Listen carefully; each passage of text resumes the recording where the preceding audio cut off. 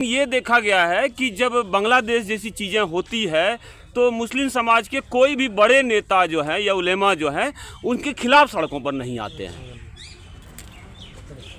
बहुत अच्छा सवाल है आपका। चाहे वो बांग्लादेश हो, चाहे वो पाकिस्तान हो और चाहे वो अफगानिस्तान हो,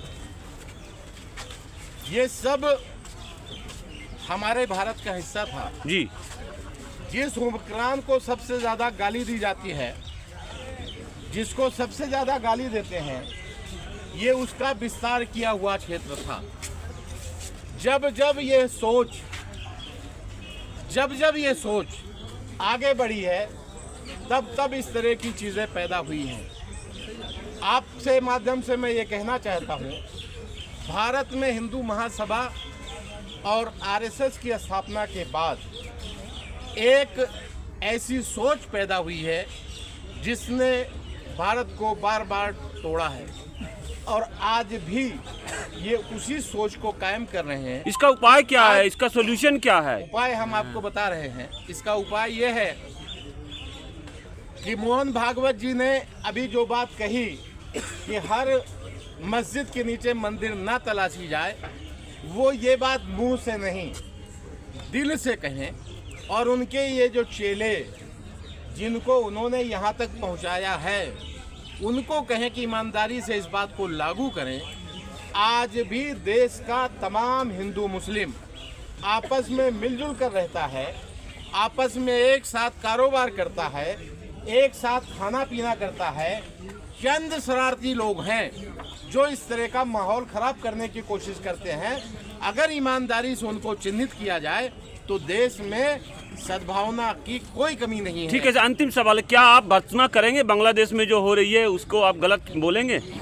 सिर्फ बांग्लादेश नहीं, दुनिया में भी कहीं पर भी किसी धर्म स्थल को अगर नुकसान पहुंचाया जाता है तो हम उसकी निंदा करते हैं। धन्यवाद। लेकिन आप सवाल को पूरा लीजिए। आप बांग्लादेश में एक प्रक्रिया पर सवाल करते हैं। दुनिया का इस्लामी मरकज जहां पर हमारे मुल्क के हिंदू भाई रहते हैं, वहां जहां कभी भी कोई मंदिर नहीं था, वहां इनकी मांग पर एक विशाल मंदिर का निर्माण हुआ है। इस्लाम तो ऐसी सोच रखता है। ठीक, धन्यवाद। इसमें किसी प्रकार का दखल नहीं होना चाहिए। आपके माध्यम से हम हुकूमत से मांग करते हैं कि पूरे मुल्क में इस तरह की व्यवस्था ना पैदा की जाए। इस तरह की व्यवस्था पैदा करना, किसी की धार्मिक भावनाओं को आहत करना, ये हमारे देश के लिए, हमारे प्रदेश के लिए, हमारे सभ्य समाज के लिए कभी भी अच्छा नहीं है। और दोस्तों, इसे एक बात और मैं कहना चाहूँगा कि अक्सर आप मीडिया के भाई, आप लोग इसे हिंदू और मुस्लिम लिखते हैं। माफ़ करना, ये हिंदू और मुस्लिम के बीच में कोई विवाद नहीं है।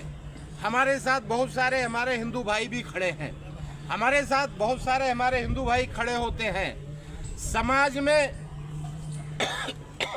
बहुत सारे हिंदू भाई हैं जिनका कहना है कि भाई हमें मस्जिद में मंदिर तलाशने की ज़रूरत नहीं है, हमारे पास बहुत सारे उपासना स्थल हैं, हमें किसी नए की आवश्यकता नहीं है।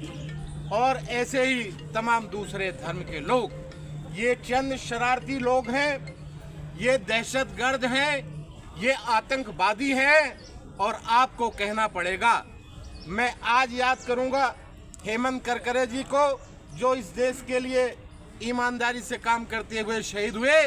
उन्होंने इसका खुलासा किया था। और आज वही आतंकवादी समूह मस्जिद में नारे लगाते हुए, लोगों की भावना भड़काते हुए जूते पहन के दाखिल होता है। तो मैं आपसे, आपके माध्यम से हुकूमत तक ये बात पहुंचाना चाहता हूं कि वहां पुलिस प्रशासन के लोग मौजूद थे, कोर्ट कमिश्नर को वहां जाने की परमिशन थी, लेकिन उनके साथ जो गुंडा तत्व गया, जो नारा लगाने वाला समूह था, उसकी अनुमति किसने दी? किसकी अनुमति से वो लोग वहां तक गए? उन्हें नहीं जाने देना चाहिए था। अगर उनको रोका गया होता तो जब वहां मस्जिद में पहली बार सर्वे हुआ कोई आपत्ति नहीं हुई, तो मैं समझता हूं दूसरी बार भी वहां कोई आपत्ति नहीं होती। और अगर आपत्ति नहीं होती तो वहां गोली चलने की नौबत नहीं आती। एक सवाल ले सकते हैं सर? 1 मिनट, मेरी बात पूरी हो रही है, आप सवाल लीजिएगा।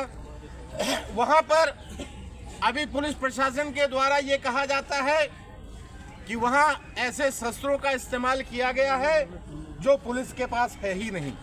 लेकिन साथियों, मैं धन्यवाद कहूंगा आप जैसे ईमानदार पत्रकार जो लोग हैं, उन्होंने वहां की वीडियोग्राफी में जो दिखाया है कि एक सिविल राइफल, सिविल आदमी जो पुलिस के बीच में खड़ा होकर गोली चला रहा था, पुलिस ने उनके हाथ से राइफल लेकर अपने हाथ से गोली चलाई है। मैं समझता हूं कि उस पुलिस वाले की जांच होनी चाहिए। वो राइफल किसकी थी, कहां से आई, उसकी जांच अपने आप हो जाएगी और वो राज खुल जाएगा कि वहां हथियार कैसे पहुंचा, हथियार चलाने वाले लोगों ने उसका इस्तेमाल कैसे किया। और साथियों, मैं मुल्क की हुकूमत को ये कहना चाहूँगा कि ये आंख बंद करके मुसलमानों पर जुल्म रोको।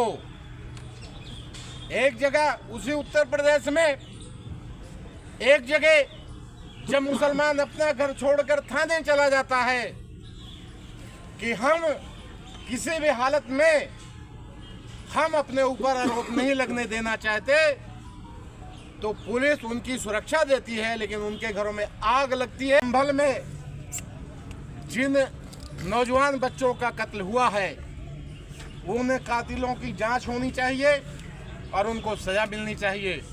और उन परिवारों का उनका भरण पोषण के लिए कम से कम 50 लाख रुपया प्रत्येक व्यक्ति को मुआवजा मिलना चाहिए।